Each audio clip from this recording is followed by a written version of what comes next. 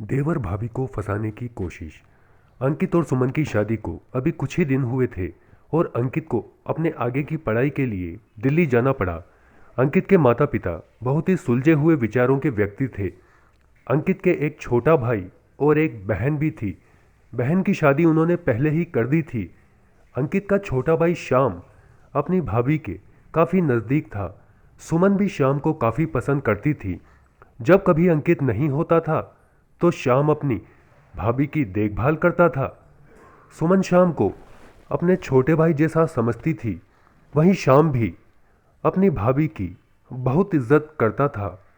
वह अपनी भाभी को माँ समान दर्जा देता था। सुमन और श्याम दोनों हमेशा अपनी मर्यादा में रहते। कभी भी उन्होंने कुछ गलत करने का प्रयास नहीं किया।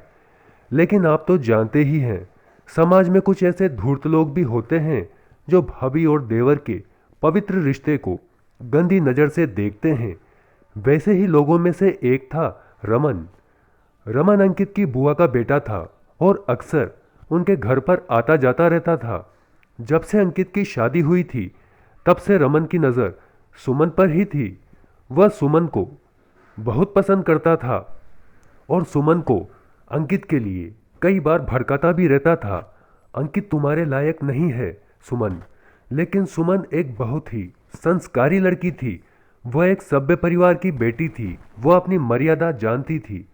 वह रमेन को हमेशा कहती, जो भाग्य में होता है वही मिलता है, उसमें कोई कुछ नहीं कर सकता और तुम्हें भी किसी की बुराई नहीं करनी चाहिए, ये अच्छी बात नहीं है। रमन ने कई बार सुमन को भड़काने का प्रयास किया लेकिन वो सफल नहीं हो पाया। एक दिन उसके खुरापाती दिमाग में एक विचार आया कि क्यों न सुमन और उसके देवर श्याम को बदनाम किया जाए। उसने एक प्लान बनाया। अगले ही दिन सुबह रमन अंकित के घर पर जा पहुंचा। वह सुमन से बोला, आज हमारे घर पर छोटा सा प्रोग्राम रखा है, आप और श्याम ज़रूर आइएगा। मैं थोड़ा जल्दी में हूँ, इस वजह से मैं श्याम से नहीं बोल पाया, आप उसे भी बता देना। सुमन ने कहा, ठीक है, मैं श्याम भैया से भी बोल दूंगी। यह कहकर रमन वहाँ से निकल गया। श्याम किसी जरूरी काम से बाहर गया हुआ था। कुछ ही देर बाद जब श्याम आया तो सुमन ने श्याम को रमन के बारे में बताया। श्याम ने कहा, ठीक है भाभी, कोई दिक्कत नहीं है, मैं आपको वहाँ पर ले चलूँगा। शाम के समय श्याम अपनी भाभी सुमन को लेकर रमन के घर पर जा पहुँचा। वहाँ पर काफ़ी लोग जमा थे। रमन सुमन और श्याम को देखकर बोला, आइए भाभी बैठिए। सुमन और श्याम वहीं पर बैठ गए। कुछ देर बाद प्रोग्राम चालू हुआ। लगभग 2 घंटे तक प्रोग्राम चला। उसके बाद दोनों खाना खाने के लिए बैठे। रमन ही खाना परोस रहा था। उसने जानबूझकर सुमन की साड़ी पर सब्जी गिरा दी।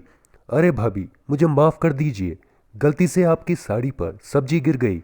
सुमन बोली, कोई बात नहीं, मैं अभी साफ कर लूँगी। रमन ने श्याम से कहा, पास में ही बाथरूम है, तुम अपनी भाभी को ले जाओ, वो वहाँ पर अपनी साड़ी पर लगा दाग साफ कर लेगी। जैसे ही श्याम और सुमन दोनों बाथरूम की ओर गए, पीछे से रमन ने जाकर बाथरूम की कुंडी लगा दी। सुमन और श्याम जैसे ही बाथरूम से बाहर आने लगे तो उन्होंने देखा तो वो दोनों टेंशन में आ गए। उन्होंने काफ़ी देर तक दरवाज़ा खटखटाया लेकिन किसी ने नहीं खोला।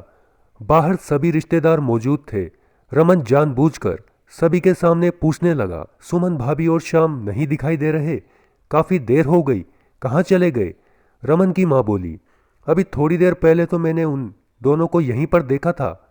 उन्होंने सारे घर में सुमन और श्याम को ढूंढा लेकिन वो कहीं नहीं मिले। तभी बाथरूम में से आवाज़ आई। रमन की माँ ने एकदम से दरवाज़ा खोला तो उसके तो होश ही उड़ गए। सुमन और श्याम दोनों बाथरूम में ही थे। रमन की माँ ने सुमन और श्याम से कहा, तुम दोनों यहाँ पर क्या कर रहे हो? तुम दोनों अपनी मर्यादा भूल गए हो क्या, जो बाथरूम में घुसे हो? इतने लोगों के बीच में ऐसी हरकत कर रहे हो? सुमन ने रमन की माँ से कहा, बुआ जी, आप गलत सोच रही हैं। मेरी साड़ी पर सब्जी गिर गई थी, इसीलिए मैं और देवर जी बाथरूम में आए थे। जैसे ही हम बाथरूम में से बाहर आने लगे तो हमने देखा किसी ने बाहर से दरवाज़ा बंद कर दिया है। हमने काफ़ी देर तक दरवाज़ा खटखटाया लेकिन किसी ने नहीं खोला। आप गलत मत समझिए, देवर जी मेरे छोटे भाई जैसे हैं। श्याम भी बोला, बुआ आप ऐसा सोच भी कैसे सकती हैं? भाभी को मैं अपनी माँ समान समझता हूँ। रमन की माँ ने कहा, मैं सब जानती हूँ।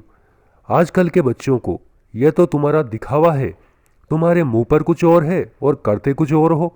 तभी श्याम की नज़र घर में लगे सीसीटीवी कैमरे पर गई और वो अपनी बुआ से बोला, बुआ आपको हम दोनों पर विश्वास नहीं है ना? तो ठीक है, आप कैमरे की रिकॉर्डिंग देख लीजिए, सच्चाई अभी सामने आ जाएगी। यह सुनकर रमन के हाथ पैर फूल गए।